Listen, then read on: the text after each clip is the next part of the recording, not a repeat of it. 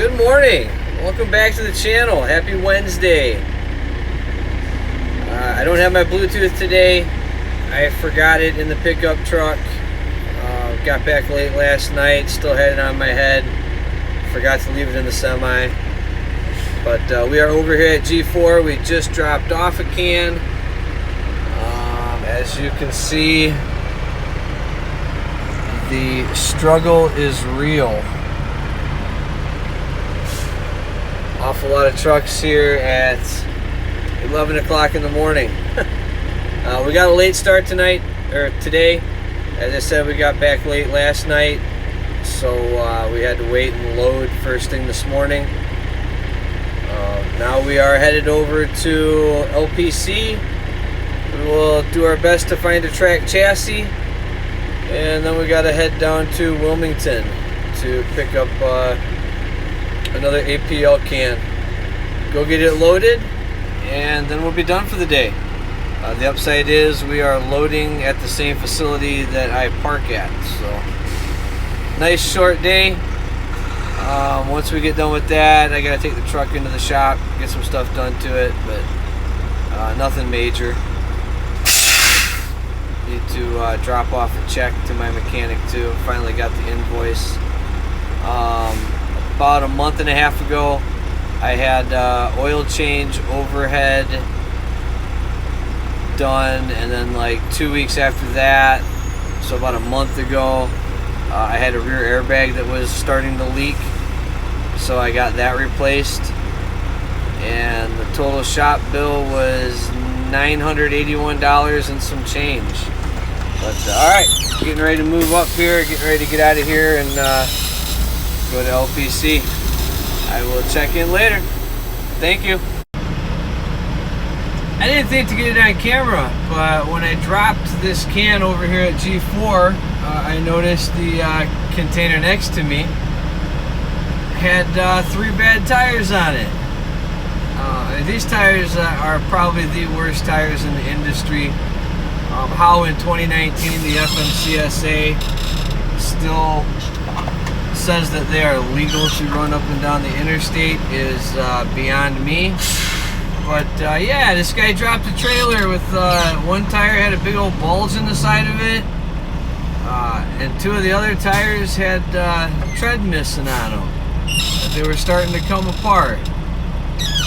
Pretty crazy. You know, here at Burger Trucking, we don't condone that kind of stuff, but as a driver, I understand that sometimes you got to do what you got to do.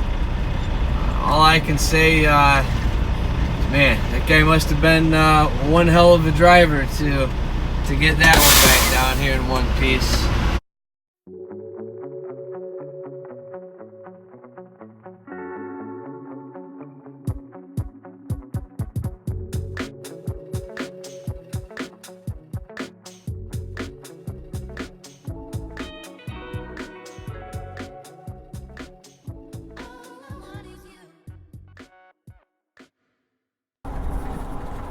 Okay, so again, I'm going to try to use this mic. I've seen it works out pretty good for Sammy over at Makes Sense.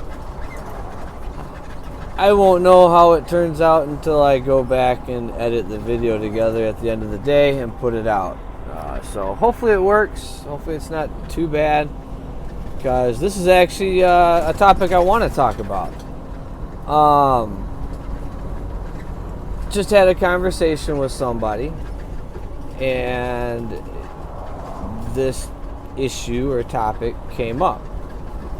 It's basically, you know, it goes to how I got into the business and kind of why I did things the way I did them, which isn't typical, I don't think, at least from what I've heard.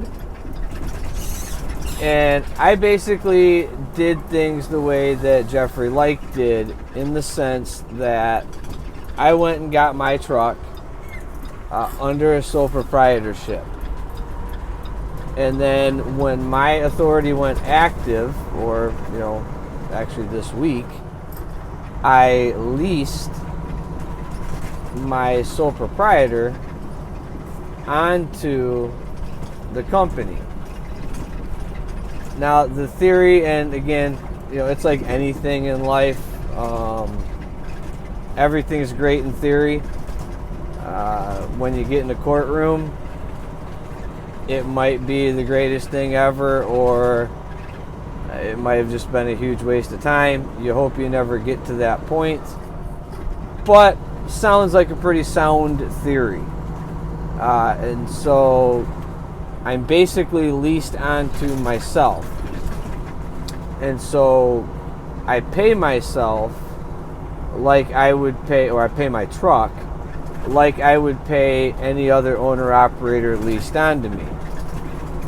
That way it keeps a degree of separation. It's all uniform. Once you start commingling the sole proprietorship and the business, that's where everything kind of falls apart. Once you start to gray the lines, then an attorney can gray the lines, because you already set the precedence. And so, like, the bank accounts are two completely separate bank accounts. The books are two completely separate books. The stuff for the truck, fuel and repairs, and eventually the plate and stuff like that, the IRP or the IFTA, none of that comes out of the business, the corporate account, and none of it ever will. Stuff for the corporate side of things, stuff for the business, i.e. the authority, getting the authority, the drug consortium, all that kind of stuff, that comes out of the corporate account only. Like, you have to keep them separated. You cannot commingle them at all. You can't be like, I only have this checkbook on me, so I'm just going to write a check out of that account. That can end up biting you in the butt later on, because 2 weeks later, if one of your, and here's the reason why I did it. I should, I guess, go back and add.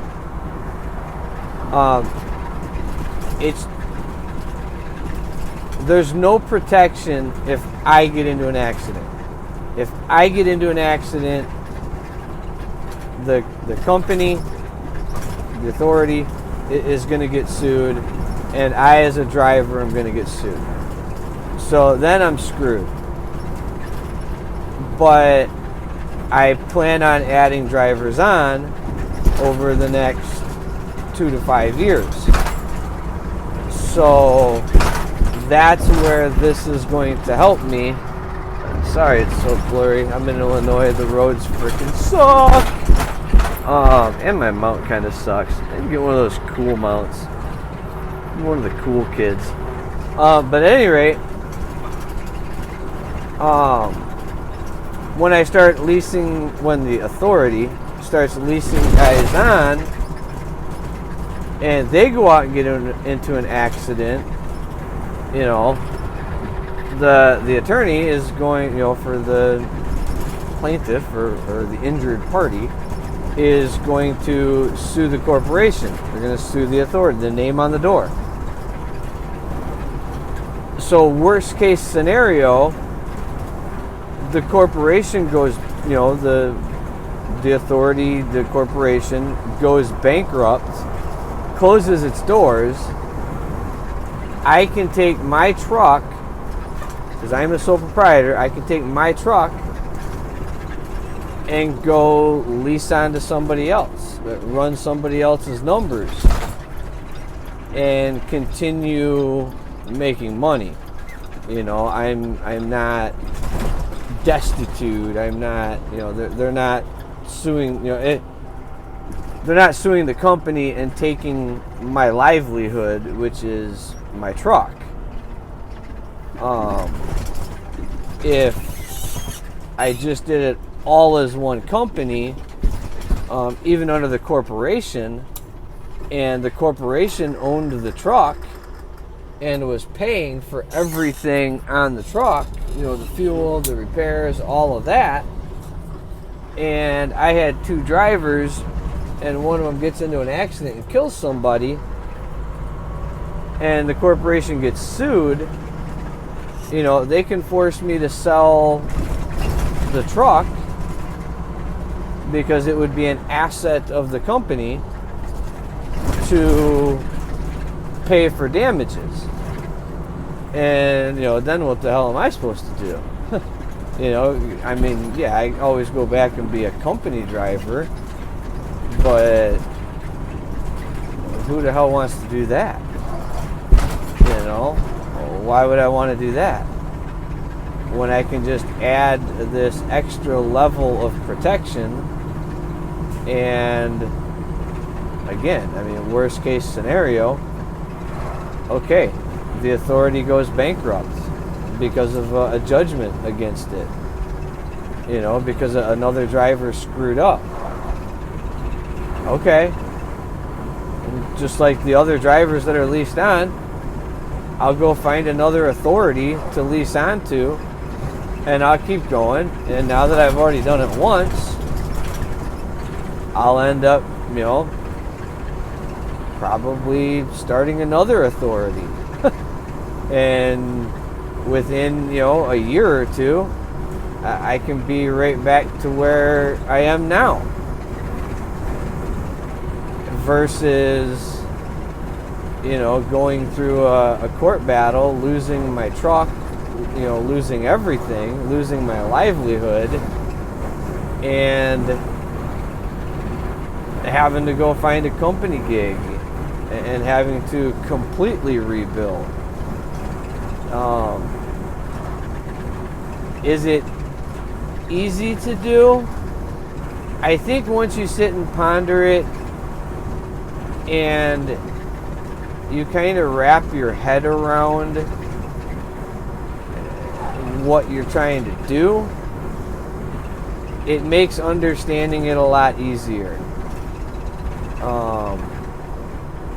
Now I can say, and I would be interested to hear Jeffrey Likes' take on it, because he's the only other one I know of that's done it that way. When you tell people, you try to explain it to people, like the insurance people, or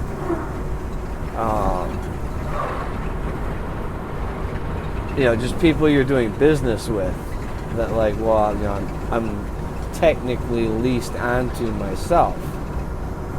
Oh, why are you, why is your truck only making $450 a load? Well, that's what I would pay a guy that was leased onto me, so that's what I pay my truck. And I'm assuming that's why Jeffrey Like does it the same way, because you have to have that uniform. It has to all be uniform.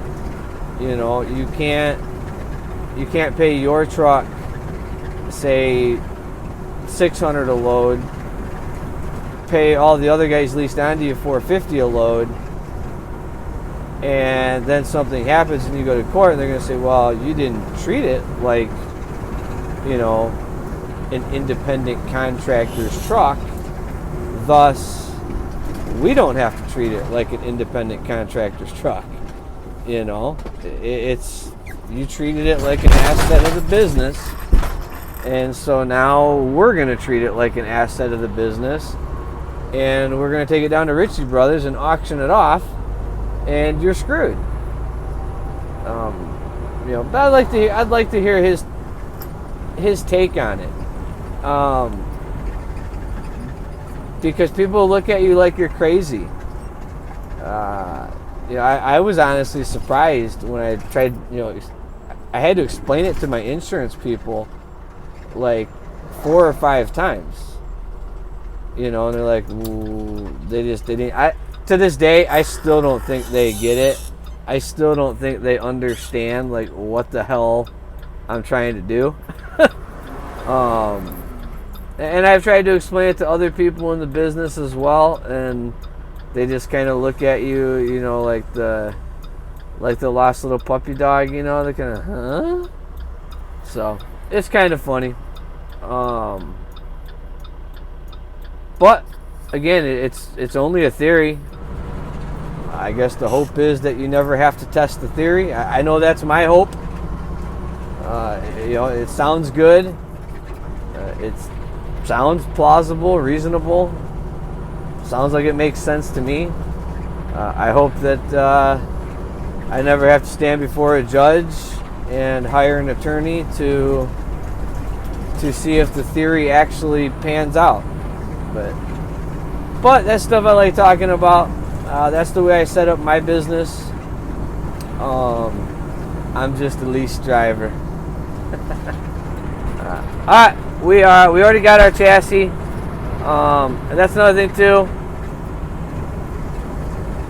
You know, why do I go to LPC to grab my chassis just to come over here? It's a waste of, you know, time, blah blah blah. Union Pacific, to get a chassis out of Union Pacific, you have to call the chassis company, get a release number, pay a premium, all that crap. So it costs money, it takes time, because you have to like reserve a chassis and all that, versus just driving, you know, 3-4 minutes down the road, grabbing a chassis, outgating and going. So it's an extra stop, but you know, Union Pacific sucks, and that's the way that they want to do things. So, is what it is. If anybody from Union Pacific happens upon this video, great app for 1992. It's 2019. Windows has come out with newer versions. You guys can now upgrade from your Windows 95 operating system and come up with a better app. Alright, see you guys at the end of the day.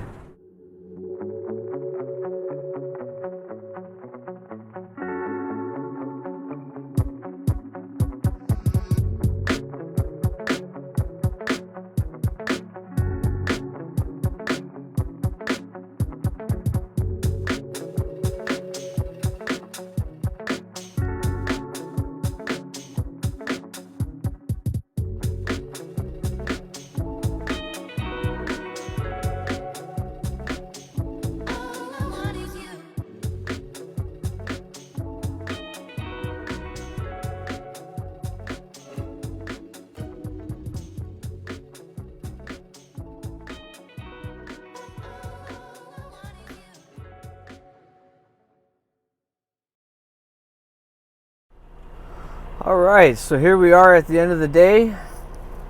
Thanks for joining me. It's been a good day, starting to get hot again. And yeah, I don't have air conditioning in this truck because, you know, that costs money.